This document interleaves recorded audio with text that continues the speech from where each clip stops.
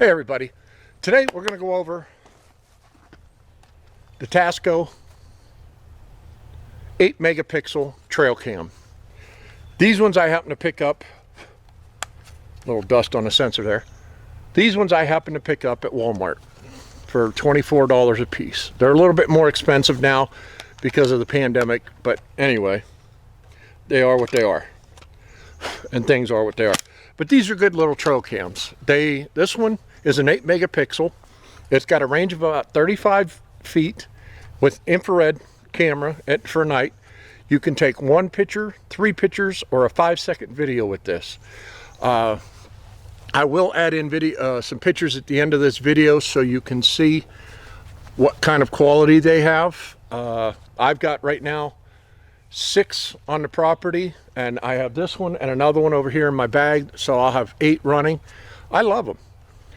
One of the benefits of these is if you hunt public land like I do, somebody was to walk off with this, okay, that's an unfortunate circumstance and that's a low-life person, but at the same time, you're not out a couple $100 like you would for, I would say, a cuttleback or a tacticam, something like that.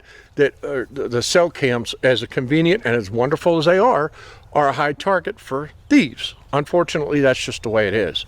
But with these little $22 to $30 cams, you're not out a great deal of money. You're still out money, but not that much.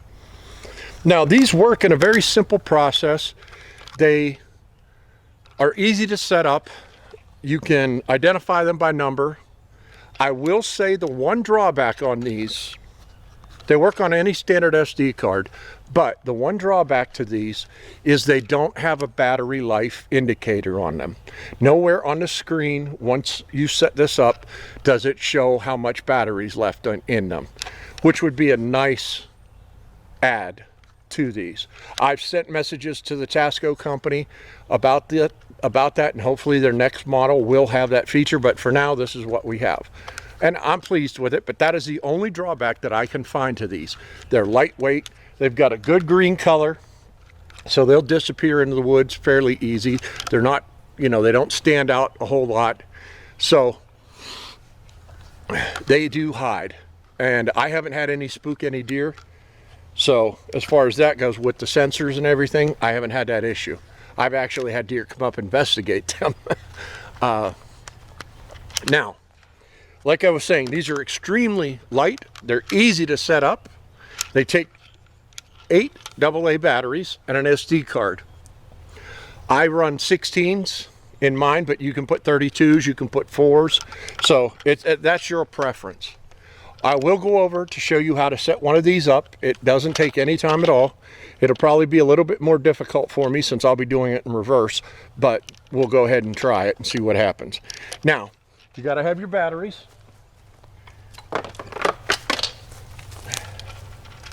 And don't drop them on the ground like I did. Okay, now, after the search for the missing battery, I found it. It was on the ground. But anyway, to access the panel to get to your batteries, if you can see here, there's a little switch right there. You just push it forward till you hear the click, and that will release. As you can see, push it down, it's tight, and boom, it pops it free. And then you get this little carrier. Now, I'm not going to insult you guys on how to install batteries. Everybody knows how to install batteries. There is a diagram on the inside of the tray that does show you. We'll see if we can get that in focus. I doubt it because of weather there. But anyway, there is a diagram on which way the batteries go in. Very easy. Now, with these batteries, with these trail cams, even though they don't have a battery life indicator, at the end of the season, I usually, which for me, for my cam season is July or January. I usually take them out at the end of January. I pull them out of the woods, bring them home, pull batteries, clean them up, do a little maintenance on them, and they're ready for the next year. But I usually put my trail cams out at the end of April, beginning of June, and let them run all year long like that. And I still have juice in the batteries at the end of the year. So you figure late April to late January, you're talking roughly 9.5 months, give or take a little bit. So you get good life out of these. So I don't worry about the indicator not being there. Now, they're only one way. These slip back in, the silver tabs, and it's form fitting, so it can only go in one way. You can't put it in backwards. It won't even load backwards. So it goes in one way, push it, and it locks in. Boom, batteries are in. Then you take your SD card, which here I have it marked for the location that it's going on my property. Little 16 megapixel SD card. It slides, it's got its own little slot right there. Spring activated. And it's got a USB cord here. So if you want, you can hook it up to your computer and set it up if you want to. Or you can, sometimes it will load pictures and store them on here so you can download it on your computer from here. Anyway, now to set these up, you've got a selection up, okay, and selection down. And then on this side, you have your on, aim, and on, off button. To set these up, you will take this button and put it there in the center. Now it comes up. You can see it'll say 12 noon. So what you do is you hit the up selection, hit OK, boom, it blinks. Now it should be probably 1:30, 2 o'clock. Let's see what time it is so we can set it up right. I have 1:55, so I will set it for 13:55 because I like to operate on military hours. I'm a vet, so 13, hit OK. 55, okay. Now for the date, today is it's June, I believe the 11th. June 11th, I believe. How about that? I was right. June 11th. So you just continue to hit your button up till it sets the 11th.